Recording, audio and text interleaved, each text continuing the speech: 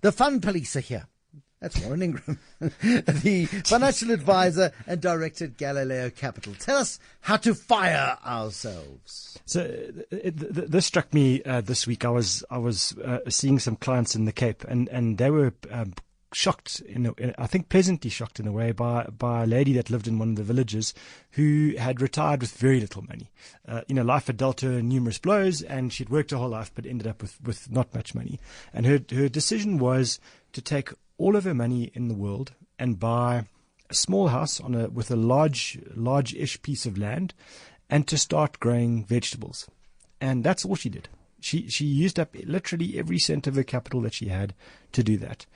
And if I'm reading a financial planning textbook, that's certainly not going to be the thing that you're going to do in a financial planning textbook. And she does get the old age grant, I think, if that's the right word for it. She gets a pension. She gets a state pension, and that's it. Which is about 1,600 rand a month or thereabouts. And that's what she uses basically to pay for her property taxes. That's what that cash flow is. For the rest, she grows excess vegetables, so she grows and consumes what she eats, and then the excess she barters with people in the village for things that she doesn't get on her little piece of land. And there's this community that's grown up around each other of people that have led lives that had nothing to do with growing, and they were never farmers. They were these were people that had lives in cities working, and suddenly there they were by sheer force of circumstance to live an existence which I guess a huge proportion of our country has been forced to live for decades. But these were working people that had worked long lives, and someone told me that there's an entire community that's been going for a few years in America and now growing around the world that choose to do this from a very early age, and they are called FIRE. So it's financial independence and retire early, and their whole view is turn the world completely on its head. So these are largely people that would aim to be in a position where they can live on their own means without having to work for a living by the time they get to 40 or thereabouts. And their whole idea is that we've been conned. We've been sold a bill of goods by society, where we've been told to get a great education, go to university, study hard, go and work for a corporate, and work our lives until we're 65 or whatever the deal is, and then get spat out onto the rubbish heap, and then retire and live for the and then spend the last 5 years of your life actually living. Yes, yeah. And they're saying why, and who said, and why should we do that? And so what they do is they do go, and they generally, if you look at them, and it's interesting to go and read their stories. These are people, they're not earning massive salaries overseas, but they're earning reasonable salaries, and they completely start pretty much like this lady that I was describing. They go to the complete basics, so they won't go and buy cars, and they'll go and stay in the smallest little piece of accommodation they possibly can, as close to their place of work as they possibly can, so that they can walk to work. And if they can't walk, they'll cycle. And if they really can't cycle, they'll take public transport. And they will save pretty much everything that they earn. They will not go out, eating meals with friends all the time. They're certainly not going to be, having the delicious, major coffees, 4 or 5 of those a day. And some of them, I feel this is extreme, but some of them go from drinking bottled wine to box wine, and they'll turn all of this. They're still drinking wine, which is better than I thought it was going to be. but they turn life on its head by saying what's really important to us is to actually live life. And so we need to start doing that as early and as fast as possible. And this working thing that we're doing now is simply a means to get there as fast as we can. It's a means to an end. That's all. And there's no hamster wheel. There's no rat race. We're going to use what we can from that to get us going, and then we jump off as fast as we possibly can.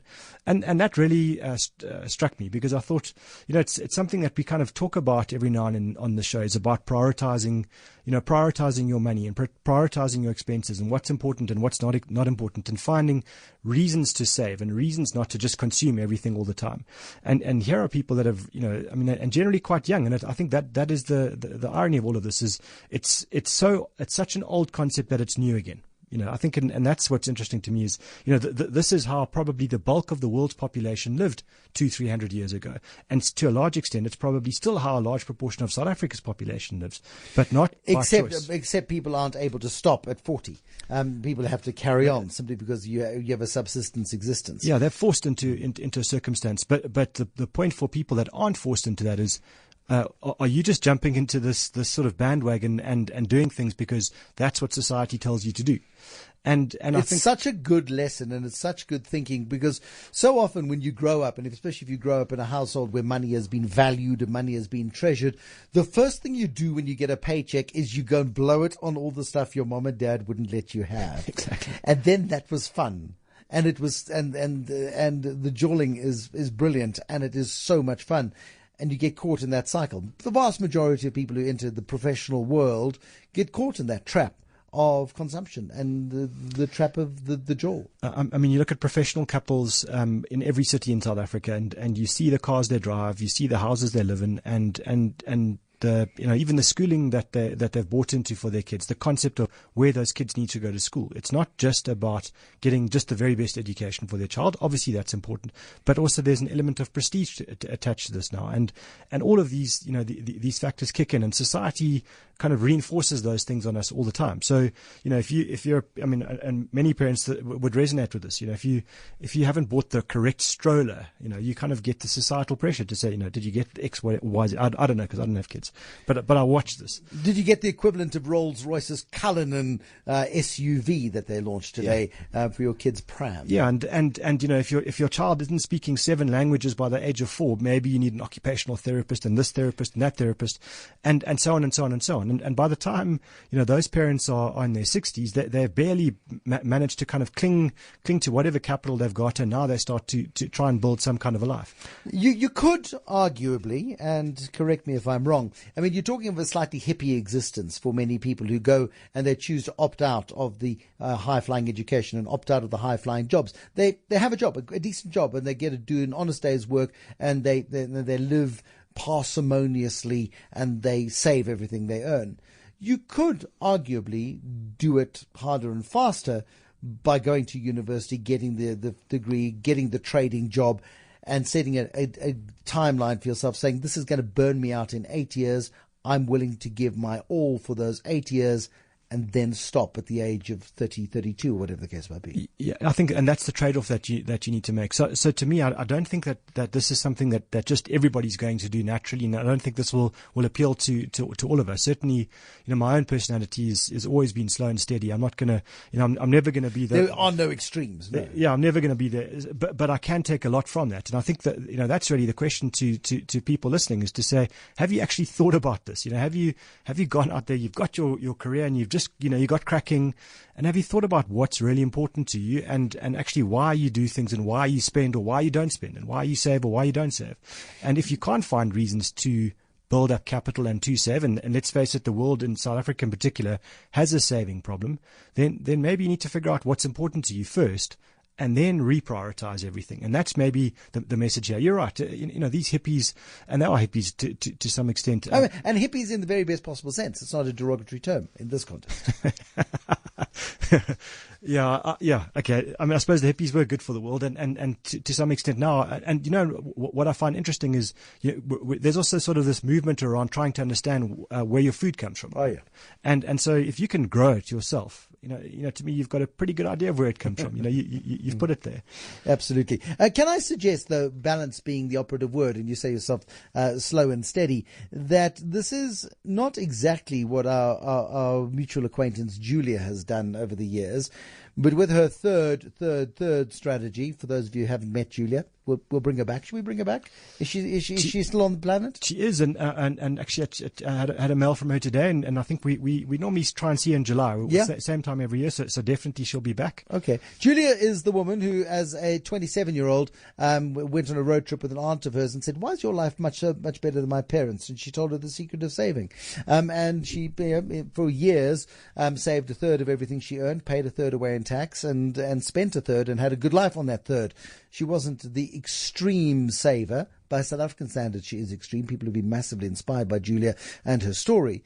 But hers strikes me as being a little bit more palatable. You can have a life and have some fun and still build up a substantial amount of capital, particularly if you've got a decent paying job, that will allow you to have a choice that many people don't have at the age of 50. Exactly. And I think to me, that's the message here is, to take something away from tonight would be to say, just ask questions about what it is that you do. So if you're a couple, do you need two fabulous cars? Is that really important to you? If it is, it's great. Go for it. But if you've just bought them because that's what your friends and neighbors have got, and actually for you, maybe a bit more leisure time, a bit earlier in life would be more important, then you change things. And, do you stop and get that sort of fabulous coffee every single morning on the way to work? Do you absolutely need that?